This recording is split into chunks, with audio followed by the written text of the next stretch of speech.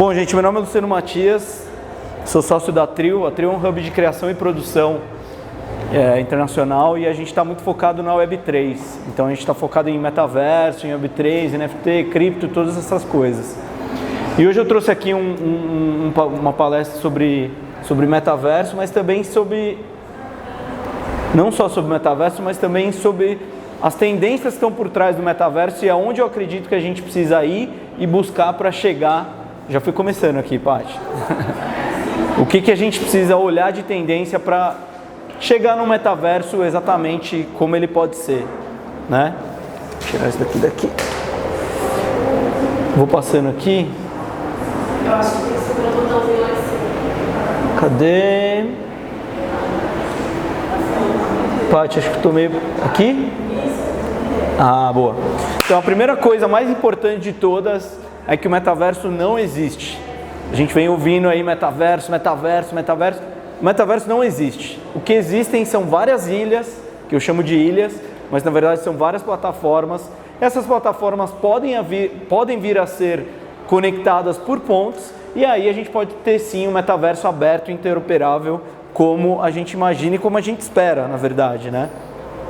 Como eu coloco aqui, baseado na Web3 e em cripto, NFTs e tudo mais. E aí o que eu trago? Eu trago aqui uma pequena linha do tempo para explicar como a gente chegou nessa história do metaverso, que eu gosto muito de olhar sempre desde o começo.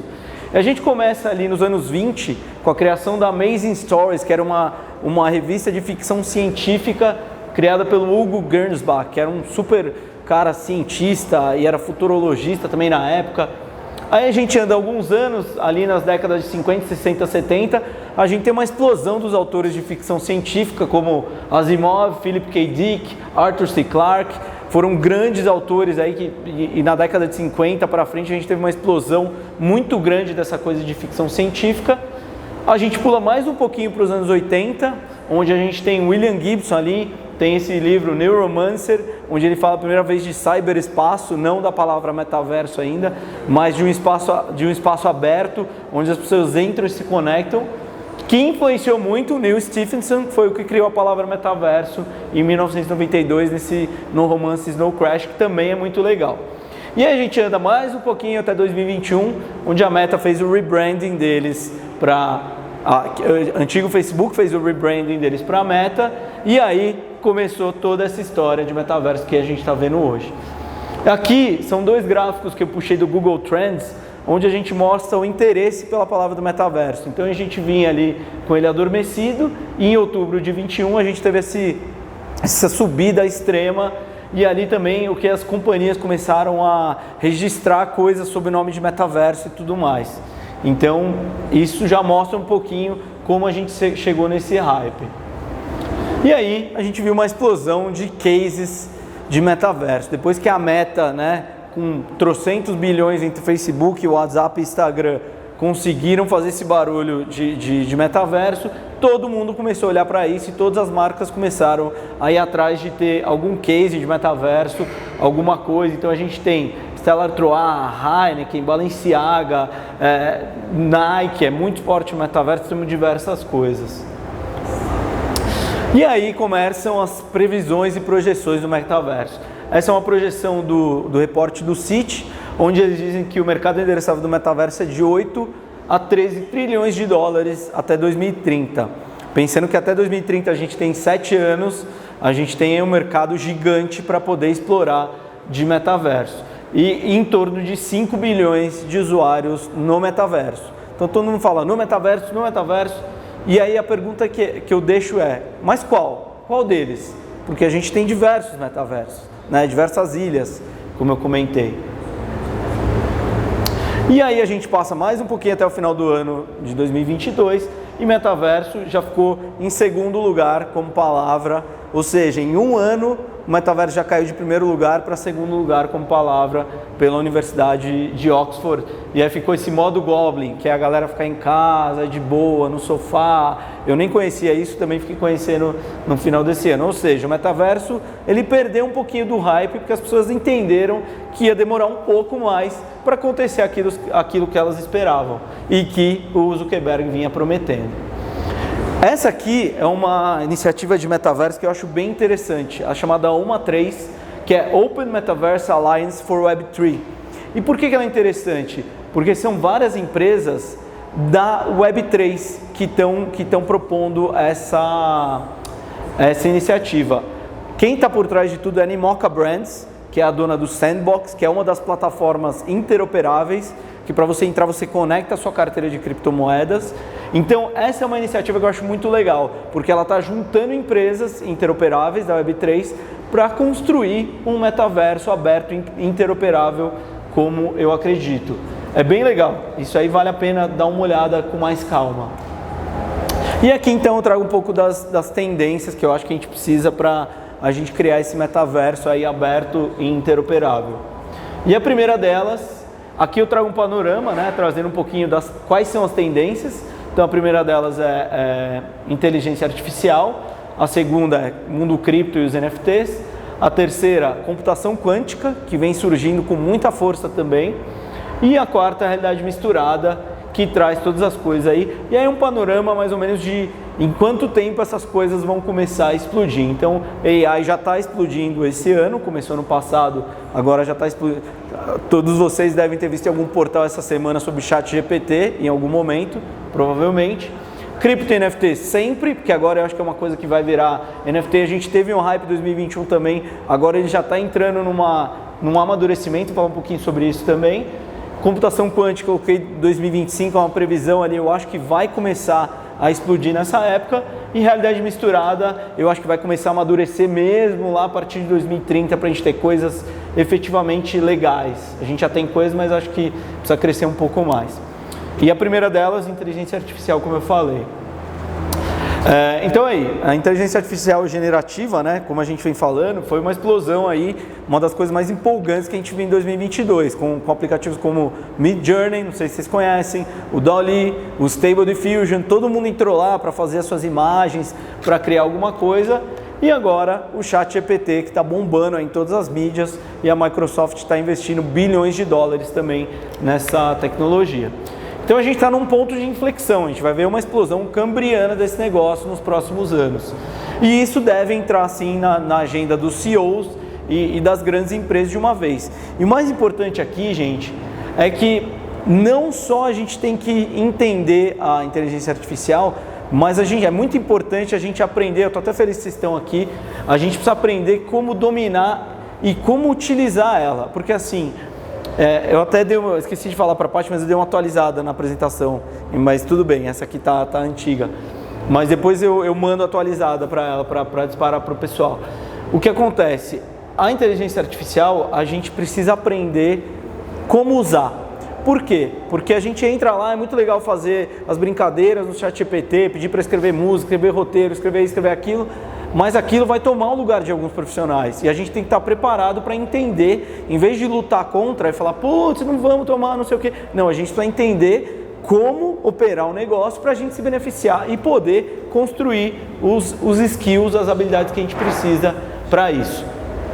Então aqui tem, acho que não vai, não sei se vai tocar, acho que não vai porque está no PDF. Está no PDF, né? Aqui eu fiz um videozinho ali, usando o ChatGPT, um formato de stories, para ele me explicar o que é o Web3. E olha, eu vou te falar que a explicação dele, eu também entendo um pouquinho de Web3, a explicação dele foi muito contundente e muito precisa para o que eu queria saber. Né? E aqui do lado eu coloquei um print, eu não sei se algum de vocês tentaram entrar ultimamente, mas o que acontece? O ChatGPT está entupido, então você não consegue entrar com facilidade. Você precisa necessariamente ou entrar numa fila, que demora um certo tempo agora, ou você tem a possibilidade agora de assinar a ferramenta, fazer um subscription, como se fosse o Netflix, e aí você paga $42 por mês, assim você tem prioridade na fila e consegue acessar e se desenvolver ali um pouco mais na plataforma. Perdi aqui o mouse. Aqui eu trouxe um pouquinho o Midjourney, que é uma das plataformas de arte generativa, e aqui foi uma experiência que eu fiz. E o que é importante a gente saber? É importante a gente saber usar os prompts. O que são os prompts? São aquelas coisas que a gente escreve para a inteligência artificial poder gerar o que a gente quer. Aqui, por exemplo, eu não lembro exatamente o prompt, que já faz um tempo, mas eu escrevi alguma coisa nesse sentido. Uma garota pequena com um vestido art deco conversando com um monstro do pântano. E foi isso que o Midjourney gerou. Eu escrevi em alta resolução, high resolution e tudo mais, e foi isso que o Midjourney gerou para mim. Aqui tem outro case que eu trouxe também, que é muito legal, que é o Character.ai, que ele é muito semelhante ao ChatGPT, só que ele é o quê? Você entra lá e você pode colocar uma personalidade de qualquer época do tempo, qualquer momento, e eu escolhi trocar ideia com o Nietzsche e com o Sócrates. Com o Nietzsche eu troquei uma ideia ali, foi legal, estava fazendo um teste e tal, e eu confesso que quando eu comecei a falar com o Sócrates, gente, eu fiquei meio...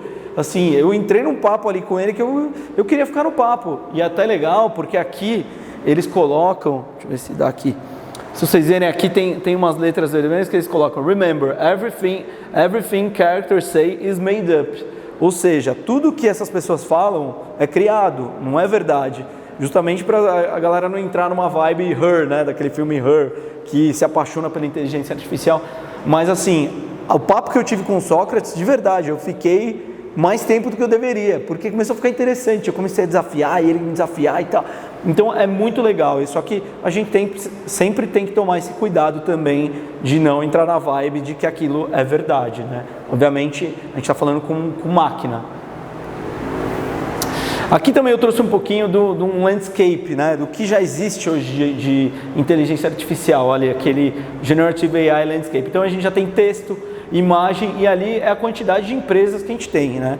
Áudio, a gente tem código, chatbots, que é muito usado pelas empresas no WhatsApp, quando você vai falar com as empresas, vídeo, machine learning, search, busca, games e data. Então assim, o ecossistema já é muito grande, a gente que não conhece ele inteiro.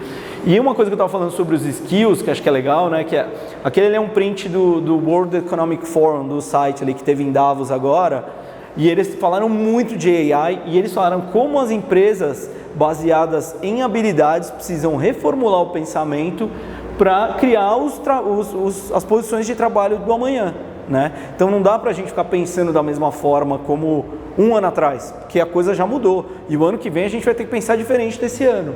Então isso foi falado em Davos, e é uma coisa que é muito real. Então as habilidades que a gente precisa ter, a gente precisa rever e entender o que está acontecendo e não lutar contra. Ali também tem um print de uma notícia de 3 artistas dos Estados Unidos abriram um processo para barrar as tecnologias de inteligência artificial. Está ali o nome delas: Carla Ortiz, Kelly McKernan e Sarah Anderson. E assim, quando eu vejo isso, eu estou aberto à tecnologia, estou nesse mundo, eu encaro muito como o que aconteceu com a Kodak no final dos anos 90, que eles lutaram contra inclusive eles tiveram uma máquina digital, foram contra o movimento da fotografia digital e no final perderam muito mercado, e uma marca que era gigante se tornou uma marca muito menor, porque eles não abraçaram a tecnologia e tentaram lutar contra ela. Tem algumas coisas que eu acho que não dá pra gente lutar contra, a gente precisa entender, e entendendo a gente consegue buscar novos caminhos ali. E isso aqui também é outro case que eu trouxe, chama Prompt Base. Isso já é um business, já é um negócio. E como ele funciona? Vamos supor, como você chama? Silvério quer entrar lá no Midjourney, mas ele não entende nada de arte, às vezes você até entende, tá? Tô só dando um exemplo aqui. E, ele não sabe nem como começar. Ele entra aqui no Prompt Base, faz uma assinatura ou pega uma coisa em específico, e aí ele fala assim, ele passa um briefing para o Prompt Base, e ele fala: eu quero criar uma casa na montanha. O Prompt Base vai dar alguns prompts, alguns textos, para ele criar a melhor casa possível. Então ele vai dizer se ele tem que falar, se ele quer high quality, se ele está em alta qualidade, em alta definição, se ele quer uma coisa mais comic, se ele quer uma coisa mais ilustração, ele quer uma coisa mais real, mais fotografia. Então isso já é um business, já existe, já tem gente ganhando dinheiro com isso. É muito interessante esse case também. Bom, então isso a gente faz um wrap aí na parte de inteligência artificial, mas o importante é isso, a gente pensar, a gente está falando aqui do futuro do trabalho, futuro da cidade, é importante a gente pensar nos skills que a gente precisa adquirir para a gente conseguir dominar essas ferramentas que estão surgindo com uma rapidez exponencial. Aí falando um pouquinho do mercado de cripto e NFTs, o ano passado foi um ano duro para o mercado cripto, a gente teve aí a queda da FTX, uma das maiores, se não a maior do mercado cripto em 13 anos de história até o ano passado. A gente teve Terra Luna, a gente teve diversas empresas quebrando, um bear market, praticamente uma era glacial ali, porque estava tudo em baixa. Mas mesmo assim, as coisas, a adesão em cripto e em NFT, ela subiu, por incrível que pareça. Então, e aqui eu trouxe alguns highlights, alguns insights do que eu acho do mundo cripto que está acontecendo. Então, eu vejo agora o Bitcoin já vem se recuperando, Bitcoin que é o nosso ouro digital, vem se recuperando de forma lenta e gradual ali e trazendo o mercado todo junto como um todo. As chamadas blockchain de segunda camada, a gente tem todas as blockchains e a gente tem outras blockchains, são uma segunda camada de cada blockchain. Essas blockchains elas servem para gerar menos custos para quem vai operar. Elas estão tendo um crescimento muito alto também. Os NFTs, eles, ao meu ver, eles vão começar a deixar de serem vistos apenas como colecionáveis digitais ou profile pictures, aqueles Bored Apes, os CryptoPunks, e eles vão começar a ser vistos como um ecossistema de identidade, de soberania. A gente já tem hoje a Ethereum Name Service, que é uma área de domínios, onde os NFTs são domínios para a Web3. A gente tem os POAPs, são as provas de participação. Por exemplo, todos vocês poderiam ganhar um POAP por ter participado do Cidade do Futuro. A gente não chegou nesse nível ainda, mas isso deve acontecer em breve. A gente tem os Soulbound Tokens, que é um esquema de currículo, onde você prova que você fez um curso em certa faculdade, que você participou de tal evento, que você tem tal skill, e isso vai ser uma coisa que vai vir para o nosso currículo, Soulbound Tokens. Então esse ecossistema ele começa a expandir e abranger mais a Web 2, transformando ela em Web 3. O Reddit, que eu falei no número 4, você deve conhecer, é uma plataforma que a gente escreve e tal, o pessoal escreve muito e tal. Ele foi uma das primeiras a fazer essa convergência, porque eles lançaram uma coleção de colecionáveis digitais, que eram NFTs, mas eles não falaram que eram NFTs. Na primeira rodada, eles conseguiram vender mais de 5 milhões de NFTs colecionáveis digitais. Eles não chamaram de NFTs. Você pode definir melhor o que é NFT? O que é NFT? O NFT é um non-fungible token. O que é? Desculpa, talvez eu tenha sido um pouco muito avançado aqui. NFT é como se fosse um registro. A galera pode falar que é arte, não sei o que, não. NFT é um registro. Ele pode ser um registro para qualquer coisa. Para arte, como eu falei, para domínio, para currículo. Mas basicamente ele é um registro digital, que ele está registrado na blockchain. Por estar na blockchain, ele é inviolável. Você não consegue mudar, entendeu? Como consegue mudar alguns registros, sei lá, de banco, de alguma coisa. Oi? Semelhante, mas ele é mais seguro e inviolável por estar na blockchain. Ele só muda quando ele é transacionado. Então, se você compra um NFT, ele mudou o registro. O registro não é mais seu, é meu. Desculpa, ao contrário, tá? O Reddit lançou uma coleção de NFTs, que eram colecionáveis digitais de arte, e foi embora em pouco tempo. Foram 5 milhões. A Apple, que é sempre meio assim com cripto, eu acho que eles têm sempre uma guerra ali com as criptomoedas, mas silenciosamente eles fazem uma coisa chamada de leapfrog. Eles começam atrás, mas quando eles dão um salto muito à frente dos concorrentes, de todos os demais.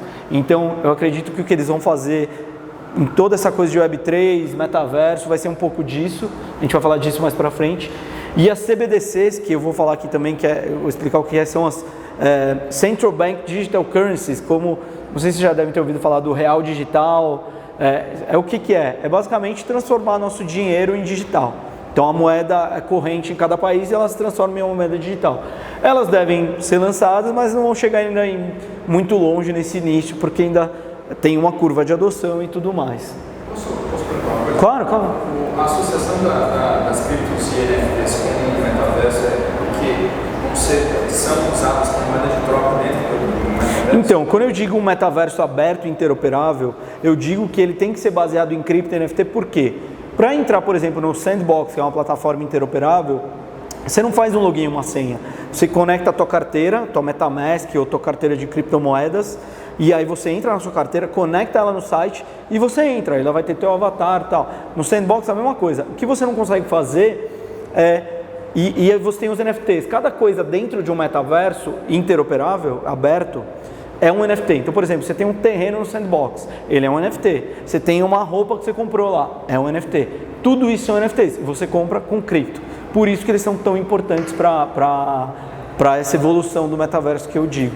Tá? Mas é importante que todas as ilhas tenham esse... Sejam conectáveis, exatamente. E não são.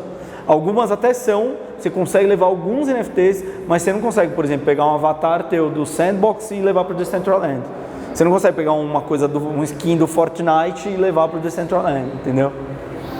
Mas a mesma carteira que conecta com todas as ilhas. Essa é a ideia. Mas a ideia é que você conecte em um lugar e desse lugar você já consiga transitar em todos, entendeu?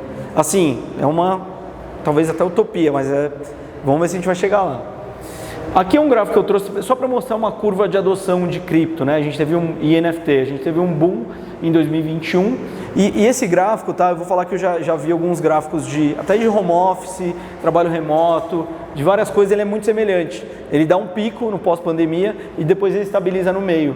Então esse é um padrão que a gente viu em várias coisas da área de tecnologia, não só em adesão de cripto e NFTs. Aqui é uma plataforma também que é legal que eu dou os nomes, depois vocês entram lá e fuçam se vocês tiverem interesse. Essa plataforma chama Zora.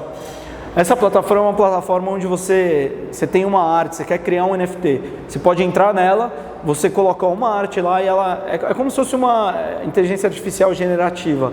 Ela vai gerar 5 mil, 10 mil, quantas edições você quiser de NFT baseado naquela arte única. Então ela pega a arte, vai modificar uma coisinha aqui, cor, não sei o que, e ela gera diversas, e ela já gera e já minta, e tá fazendo um super sucesso, assim. Pra gente que não é artista e quer entrar no mundo dos NFTs, eles começam muito por essa plataforma. É bem interessante, por isso que eu trouxe também como case dos NFTs. Isso é só a pontinha do iceberg, tá, gente? A gente tem diversas outras plataformas, e isso é uma coisa meio, vamos dizer assim, não sei se vocês conhecem a expressão low code, não? A expressão low code é que quem não sabe programar consegue entrar lá e fazer alguma coisa. Eu uso muito low code, porque eu não sou desenvolvedor nem programador, mas eu consigo fazer coisas graças ao esquema low code. Zora, Z-O-R-A. É que aqui eu peguei só a home deles, ficou meio ruim mesmo. E aí, vamos para a próxima tendência, que já é uma tendência bem avançada, que são as redes quânticas. Isso está muito no início, eu também ainda não sou mega expert nisso, mas o que são as redes quânticas? A gente tem as redes normais, a internet, os nossos computadores e tal, e a gente começa a vir com as redes quânticas. O que elas fazem? Elas transmitem e compartilham informações digitais, como as redes normais, só que com muito mais potência. Então a gente usa no computador, a gente usa um bit, aqui a gente usa um qubit, que chama. É meio difícil de explicar exatamente o que é esse qubit, mas ele é muito mais potente, mas muito assim, 300, 500 vezes mais do que um bit normal, né? Então, devido a essa enorme complexidade, essas redes ainda não existem. A computação quântica está surgindo e para você ter um computador, por exemplo, em Israel, o governo está investindo 320 milhões de dólares para ter o primeiro computador quântico. Então, um computador ainda custa isso. Mais ou menos o que a gente viveu com os computadores normais na década lá de 60, quando o Bill Gates estava ainda no colégio, né? Então, assim, e algumas coisas que vão acontecer, que eles estão falando muito, vai ser comunicações invioláveis. Então, para segurança, isso vai ser muito bom. Para segurança de TI, de bancos, medicina e outras coisas. Vão ter casos de uso de redes quânticas, dessa questão de chave privada. Então, por exemplo, na criptografia, no mundo cripto, nas carteiras, a gente tem as chaves privadas, são que garantem nossa segurança nas carteiras, na MetaMask. Isso vai evoluir muito com as redes quânticas e com os computadores quânticos. Só para vocês terem uma ideia, isso é um computador quântico. São dois, né, na verdade, que é um e ali é um outro, são um pouquinho diferentes. E para eles funcionarem, eles têm que estar numa temperatura, sei lá, acho que é 27 abaixo de zero. É um negócio muito louco. Por isso que, obviamente, é muito caro para produzir. Os governos estão entrando com grana para produzir isso ainda. E aqui eu trouxe uma notícia, só para vocês verem o nível que está a coisa. Que um grupo de hackers da China já tentou craquear o Bitcoin eles conseguiram quebrar uma criptografia, mas não conseguiram hackear a moeda como um todo. Mas isso é um sinal do quê? Que cripto já pode ficar defasado e precisa evoluir junto, porque senão vão craquear, e se alguém craquear o Bitcoin, ele vai a zero, e aí isso pode acontecer. Não é provável, mas é possível, tá?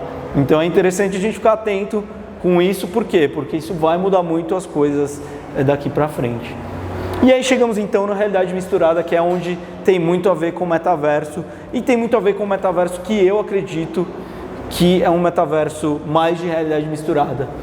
Aqui eu trouxe um pouquinho, não sei se já ouviram falar, mas a Apple está para lançar o Reality Pro, que é o device deles de realidade misturada.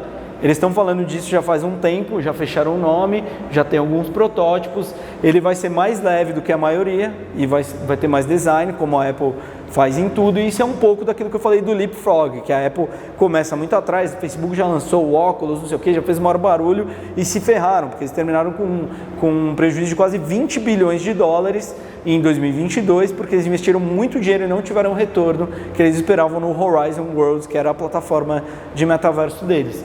Então eu acredito muito que a Apple vai fazer embora eles não gostem, o Tim Cook não gosta muito do nome metaverso, eles vão fazer esse leapfrog, eles vão dar um salto muito maior que a média e vão chegar com coisas muito mais interessantes. Aqui eu tinha trazido um videozinho, mas a gente não precisa assistir, depois vocês procuram no YouTube. Quem tiver Prime Video, eu recomendo muito essa série. É muito como eu acredito que vai ser o metaverso em si, que é o quê? Um metaverso baseado em realidade misturada. Então a gente está aqui, eu não vou precisar de uma TV, não vou precisar de um computador, eu vou ter meu relógio, vou estar de óculos, provavelmente vocês vão estar de óculos, AirPods, eu vou abrir aqui, vai abrir como o Minority Report. Esse é um case bem legal que mostra um pouco, é uma distopia, tem coisas ruins que acontecem obviamente na série, mas eu acho que ela é muito, e é de 2019, tá? Não é tão nova assim. Mas eu acredito muito que o metaverso que a gente vai viver, que vai ser o próximo passo da internet, da Web3, deve ser mais ou menos nesse nível. Porque não dá pra gente... Oi? É tipo Black Mirror, mas ele é focado mais nessa coisa da realidade misturada. Por isso que eu gostei tanto. O Black Mirror é distópico demais. Tem algumas coisas que estão acontecendo que já estão Black Mirror. Por exemplo, um cara que criou o óculos da Meta, ele já criou um headset que mata a pessoa. Não sei se algum de vocês já viram isso. Você viu? A galera põe o óculos, vai jogar o videogame, ele não lançou ainda, está em protótipo e tal, mas se a pessoa morre no game, explode o negócio e mata a pessoa. Muito polêmico. E aí ele está dizendo que a história foi que a bomba atômica foi criada, não foi criada para matar ninguém. Assim, tá circulando, tá? É a treta desse universo. Exato, ele chama Palmer Luckey, foi o cara que criou o óculos da Meta. Só que acontece, eu sou completamente avesso, isso, já escrevi matéria, já fiz vídeos no YouTube falando contra isso, porque você imagina um cara, sei lá, eu não sei, os mais novos de vocês, os mais velhos têm filhos, mas imagina um adolescente, que quando eu tinha 15 anos eu era indestrutível, não tinha medo de nada, agora eu tenho medo de um monte de coisa, mas quando eu tinha 15 eu não tinha de nada. Então você imagina um adolescente pegar, não, eu vou jogar, porque eu vou ganhar, não vou morrer, que gosta de desafio, que gosta de... Isso é uma puta de uma cagada, né? Porque assim, vai destruir a vida de muitas famílias. Então eu sou completamente avesso a isso. Mas isso já é mais Black Mirror, talvez, do que... embora Black Mirror tenha algumas coisas, é que o Black Mirror tem que sintetizar todos os episódios para dar um metaverso, né? Aqui é uma série toda já voltada meio que para isso. Então eu acredito nisso, a gente vai clicar no relógio, no anel, né? A gente estava até debatendo ali fora, estava conversando com eles, a gente não vai ter mais celular em algum momento, a gente vai ter óculos, vai ter anel, vai ter iPad, você não vai precisar, você vai abrir aqui o teu arquivo, tal, você vai salvar no teu óculos ou no relógio, tal, né? Tem a Neuralink do Elon Musk, que já fala em chip, eu não gosto muito da ideia de chip, eu prefiro ainda ter a opção de sair fora se eu quiser, mas é para onde a coisa está indo, e esse é um pouco mais na linha Neuralink. Vamos ver onde a gente vai chegar. Eu acho que tem uma discussão muito filosófica sobre o metaverso, que as pessoas ainda não abordaram. Então, acho legal quando você fala, não existe metaverso. Eu compartilho muito dessa opinião, para mim também não. Que legal. A gente não existe mais. Não existe. E é a primeira coisa que eu falo quando eu vou dar alguma palestra assim. Porque todo mundo, não, venha para o metaverso você pode ser tudo que você quiser. Não, você não pode, porque o metaverso não existe. São games. Depois você deixa o seu canal no YouTube, porque foi... Deixa. Eu eu acompanho muito palestra de metaverso. Low code que é o caminho, por isso que eu coloquei ali, ó, low code. Né? Quando a gente fala de redes quânticas, então a gente vai ter a computação, a escalabilidade, que vai dar para escalar muito mais coisa. A gente tem a questão das chaves privadas de cybersecurity, os governos estão olhando muito para isso também. E a questão de soberania, e até no futuro, quem sabe, devices. Pensou a gente ter um computador quântico no relógio? Não sei se eu vou estar vivo para ver isso, mas pode acontecer. Né? Realidade misturada, então ali quando eu digo misturada, porque é misturar a virtual, a aumentada, a híbrida, e a gente vai ter essa, que acho que é legal vocês verem o The Feed ali para entender como eu penso essa realidade misturada.